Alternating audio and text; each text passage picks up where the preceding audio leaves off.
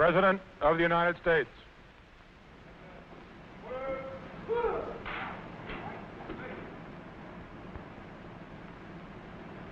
Admiral, Captain, gentlemen, I want to express, on behalf of the members of the Congress, the ambassadors from many countries, on behalf of myself, and the people of the United States, great appreciation to you, both of your efforts today, your efforts on other days and nights, in spring and in winter and in summer.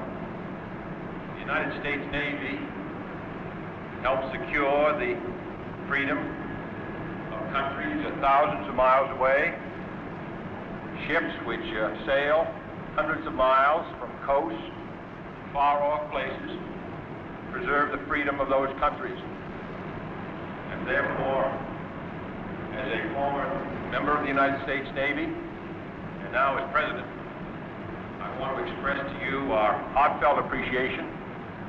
I hope you realize the contribution that you're making, not only to the preservation of the peace, but the preservation of the freedom of this country, and the over 50 countries which are allied with us, and others which, while not allied, benefit from our strength.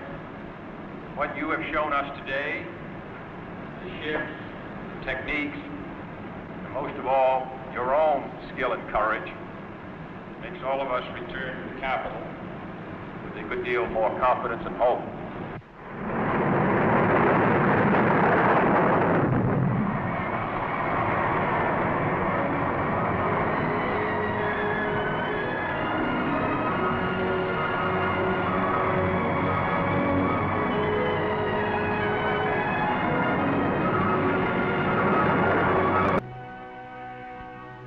Former Navy lieutenant arrives at Oceana, Virginia to visit the Atlantic Fleet. Only now he comes not as a naval officer, but as the 35th President of the United States and Commander-in-Chief of the Armed Forces.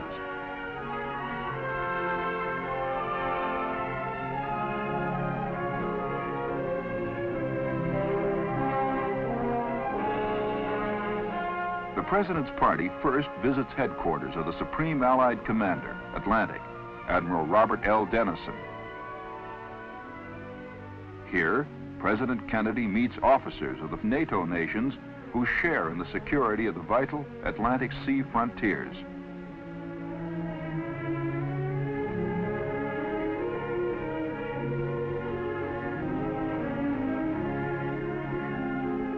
On this, his first official visit to the fleet, President Kennedy is accompanied by the Vice President, Lyndon Johnson. Over the next 24 hours, the presidential party, members of Congress, and ambassadors and diplomatic guests from 56 nations will witness at sea and ashore the operations of the men, ships, and planes of the Navy.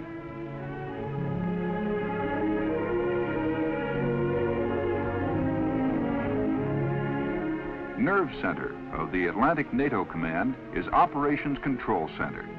Here, in the event of war, would come the orders sending into action the seagoing forces of 14 nations as one Navy. One such ship would be the Thomas A. Edison, newest of the Polaris submarines. In Norfolk, the Edison waits the President's arrival.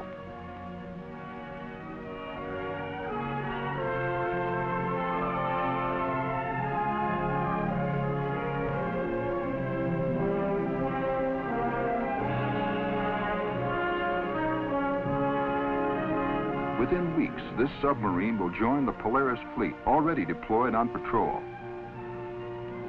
Armed with 16 Polaris missiles, she will add substantially to the free world's ability to deter war and prevent aggression. While President Kennedy scans the harbor through one of Edison's periscopes, Vice President Johnson arrives aboard the attack carrier Forrestal.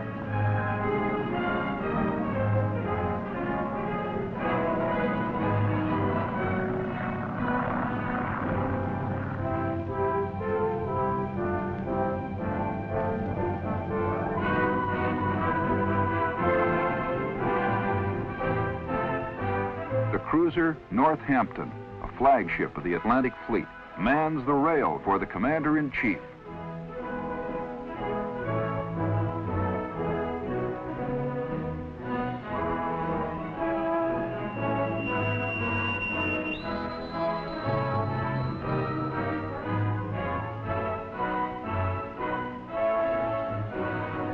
In an emergency, Northampton could serve as the President's mobile command post at sea, one of several nerve centers from which he and his staff could transmit command decisions.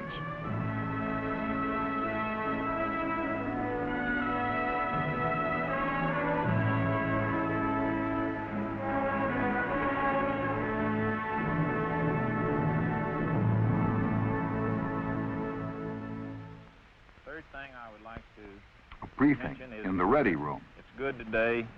If for some reason we had to divert to the beach, there are plenty of alternate fields along the coast that you can get into. We're operating just south of Cherry Point here.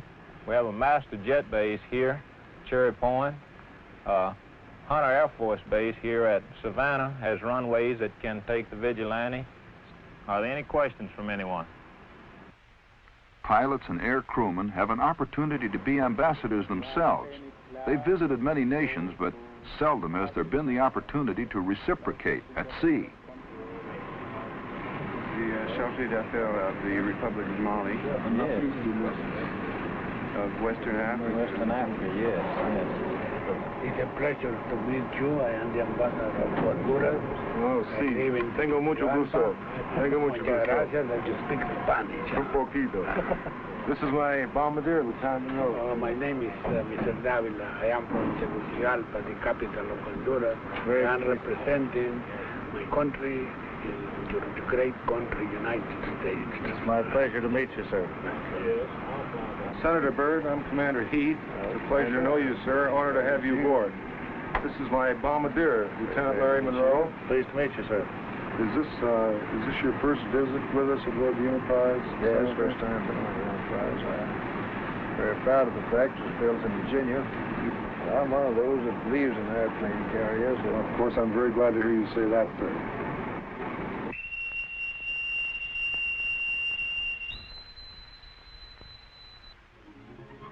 Breakfast, a good chance to meet constituents.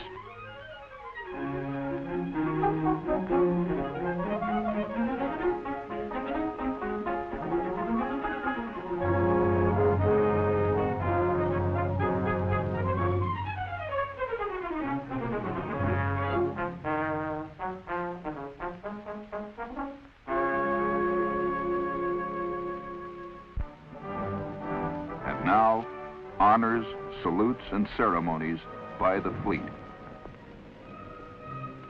Nowadays, fleets are widely dispersed across thousands of miles of ocean. This is a rare sight. Among ships saluting the President, the largest in the world, the Enterprise.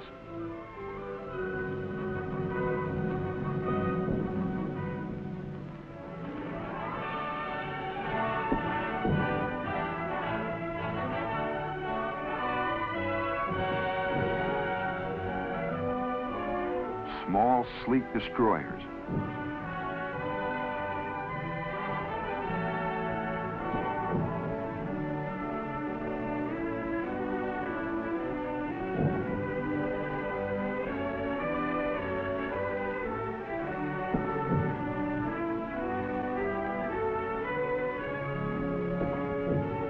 Guided missile destroyers, frigates, cruisers, and the first nuclear-powered surface ship, the USS Long Beach. Amphibious assault ships and their Marines. Proud, dedicated men, proud ships, an answer to the President's question.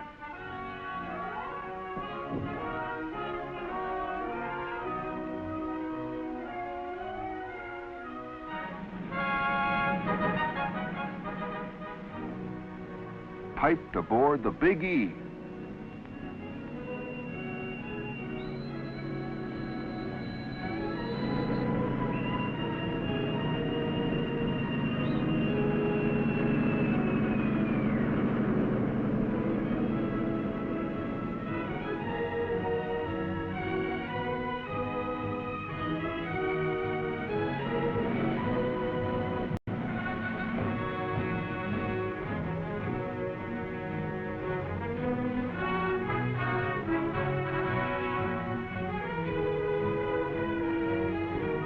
Anti-submarine rockets are ready.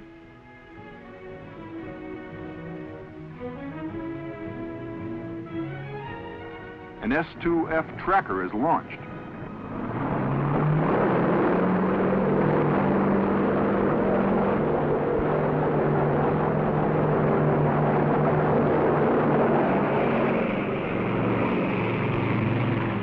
Carrier helicopters also play an important role on the sub-hunting team.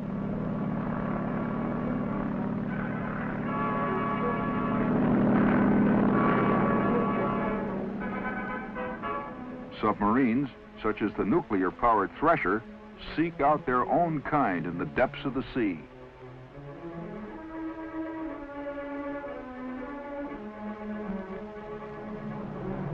A land-based P-2V Neptune starts the show.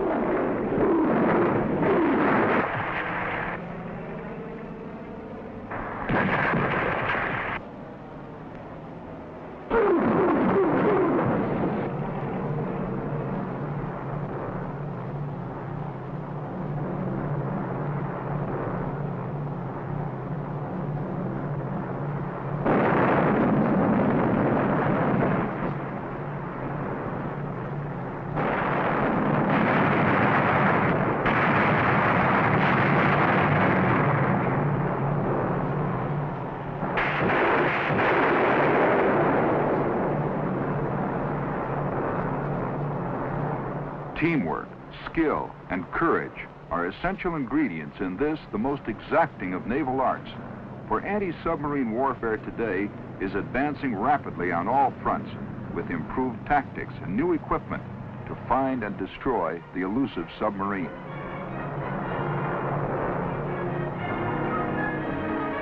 Typical of these weapons is ASROC, a sub-killing missile.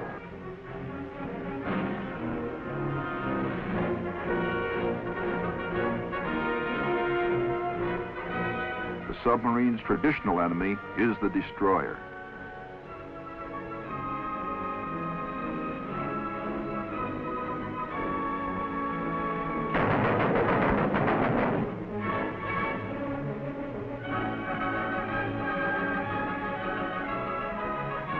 These high-speed sub-hunters remain one of the most effective challenges to submarines threatening our sea lines of communication.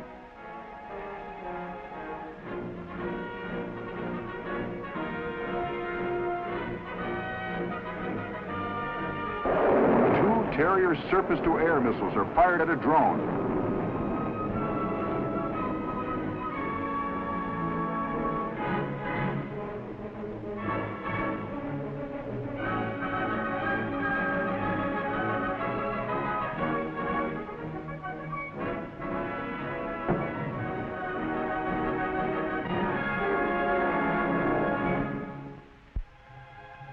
Enterprise and Forrestal now turn into the wind to launch aircraft. Each of these floating airfields has a sphere of influence many hundred miles in diameter. Spheres of influence which can be moved where needed, when needed. There are no fixed addresses in the fleet. A demonstration of fleet air firepower by high-performance jet aircraft. The Navy's newest and hottest, the F-4H Phantom. The A-3J Vigilante, attack bomber of tomorrow.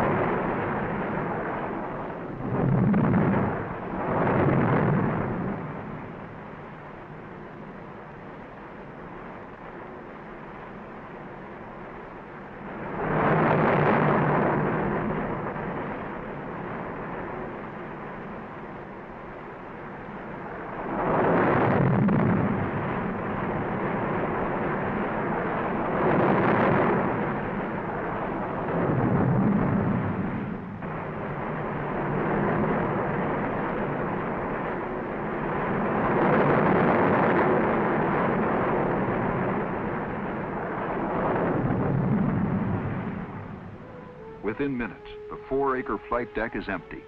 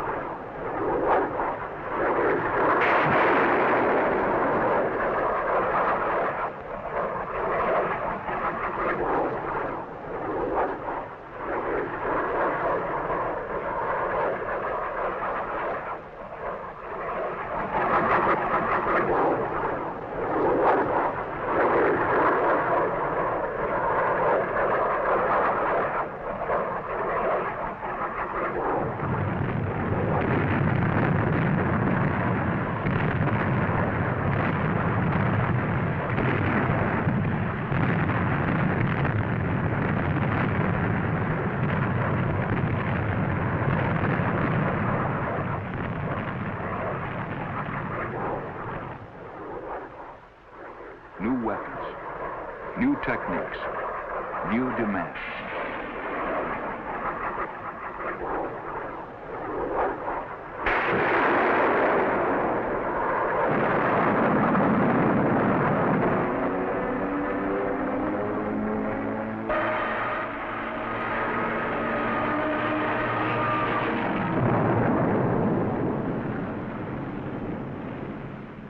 These planes are visible evidence of how carrier aircraft support directly amphibious forces over the beach or other combat troops farther inland.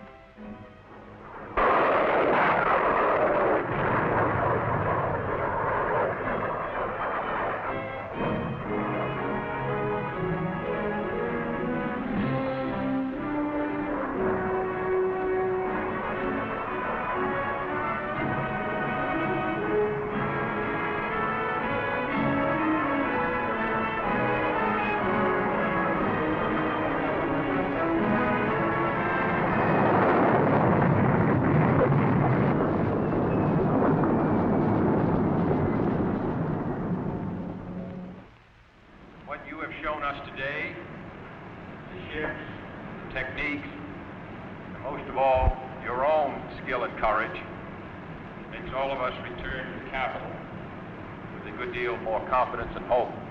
I'm very grateful to you. I want to express my personal thanks to all of you.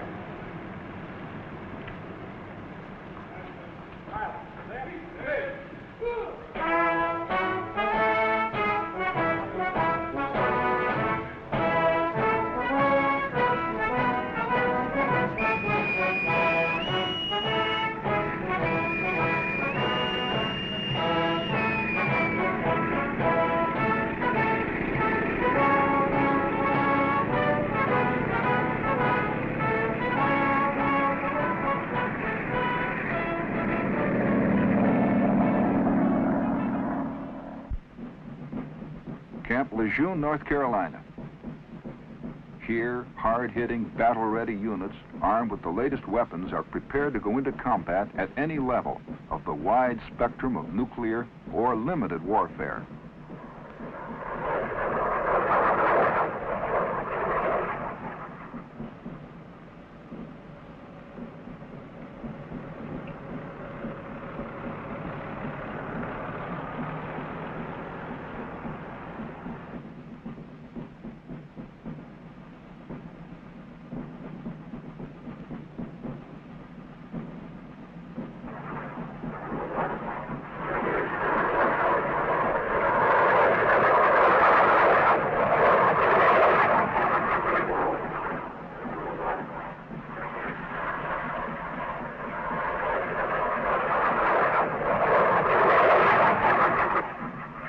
Nearby, at Anzio Beach, the president is joined by the Shah of Iran in the United States on a state visit.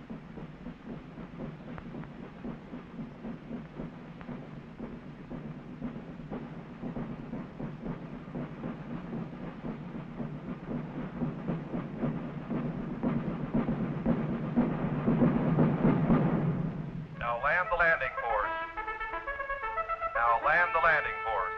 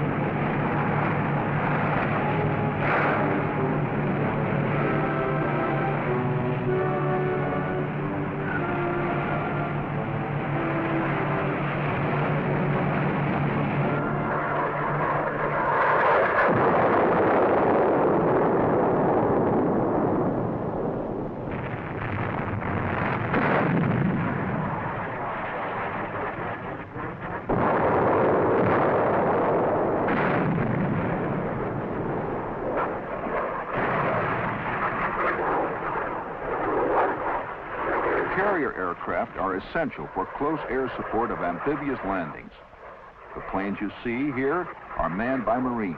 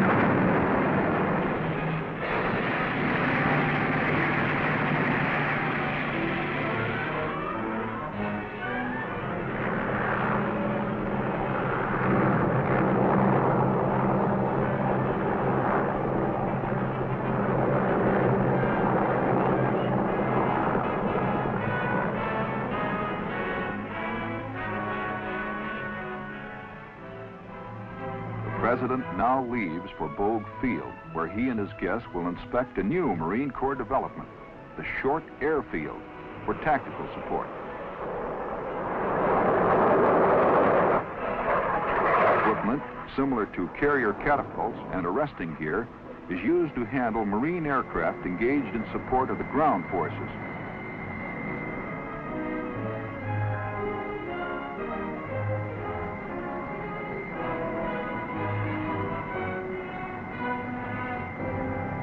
This prefabricated short airstrip can be built in very little time. Turboprop transports can airlift tons of supplies into and out of such airstrips.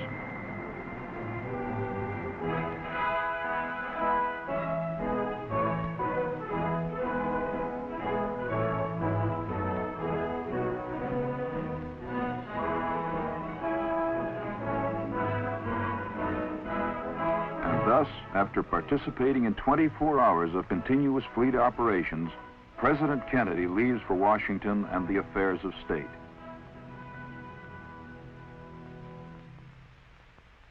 For the men of the Navy and Marine Corps, the exercise has been a brief but eventful interlude in a demanding schedule. As they return to their jobs, as they shoulder individually the heavy, often lonely responsibility of preserving the peace, they do so assured of the support and confidence of their president and the 180 million people he represents.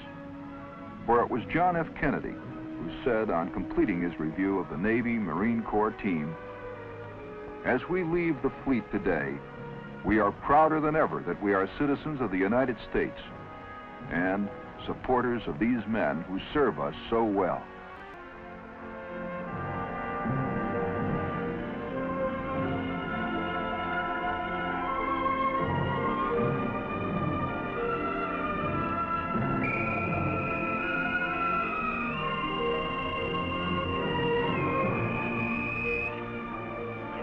Special fleet detail. That's a reckless steaming watch. On deck, section 2.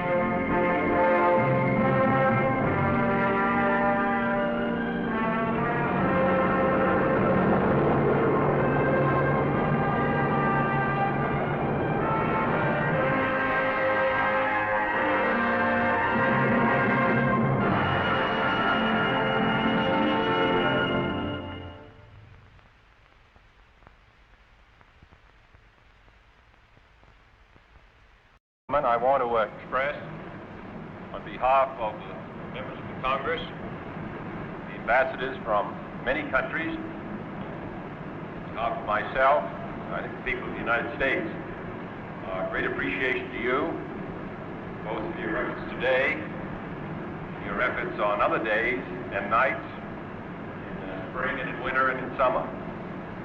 The United States Navy helped secure the freedom of countries thousands of miles away, ships which sail hundreds of miles from coasts to far-off places, preserve the freedom of those countries with a good deal more confidence and hope.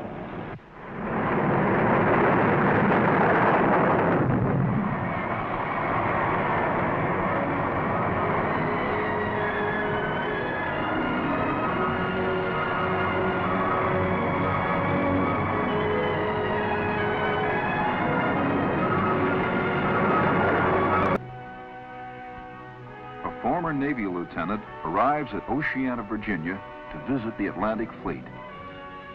Only now he comes not as a naval officer, but as the 35th President of the United States and Commander-in-Chief of the Armed Forces.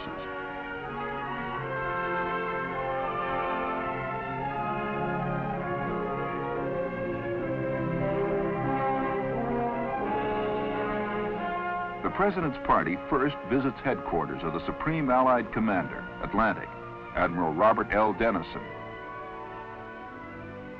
Here, President Kennedy meets officers of the NATO nations who share in the security of the vital Atlantic Sea frontiers.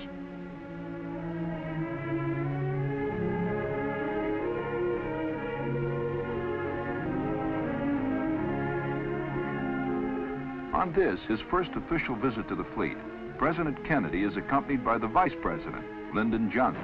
And therefore, as a former member of the United States Navy, and now as President, I want to express to you our heartfelt appreciation. I hope you realize the contribution that you're making, not only to the preservation of the peace, but the preservation of the freedom of this country, and the over 50 countries which are allied with us, and others which, while not allied, benefit from our strength. What you have shown us today, the ships, the techniques, and most of all, your own skill and courage, makes all of us return to the capital.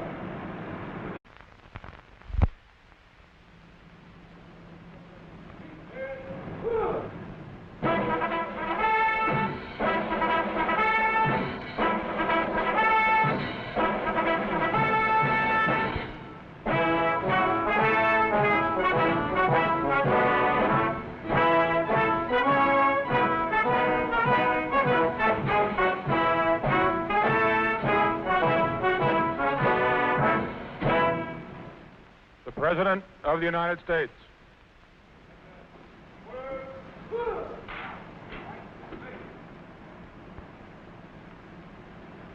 Admiral, Captain,